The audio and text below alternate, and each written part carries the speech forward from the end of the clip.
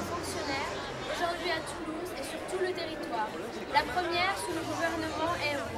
Un appel au rassemblement lancé par les syndicats CGT, FSU et Solidaires, fonctionnaires de l'État, des collectivités territoriales et des hôpitaux représentés. Un service public de qualité, on veut être augmenté par rapport aux qualifications que l'on a et par rapport aux services que l'on rend. On n'est pas des nantis, contrairement à ce que les médias souvent veulent laisser penser.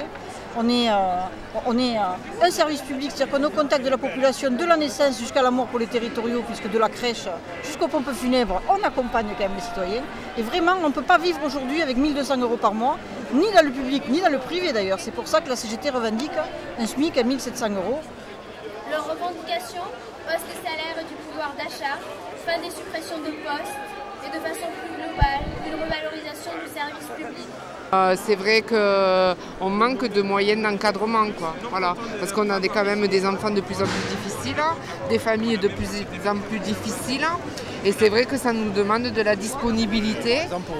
Pour vous donner l'exemple de notre école, moi je fais partie de l'École nationale de l'aviation civile, et on est établissement public et ils ont décidé de diminuer encore cette année de 2,5% les effectifs, c'est-à-dire 22 personnes en moins, avec toujours du travail en plus.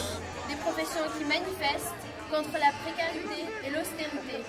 Plus de 3000 manifestants à Toulouse selon les organisateurs. On est là en soutien à l'ensemble des salariés des services publics qui défendent leurs conditions de travail, une exigence sur l'emploi et le pouvoir d'achat.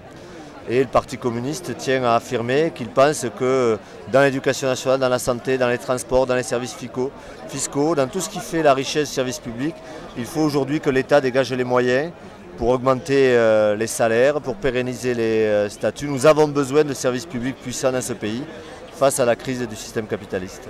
Pour l'instant, pas prise en compte par le gouvernement socialiste, leurs préoccupations seront en discussion très prochainement, début février.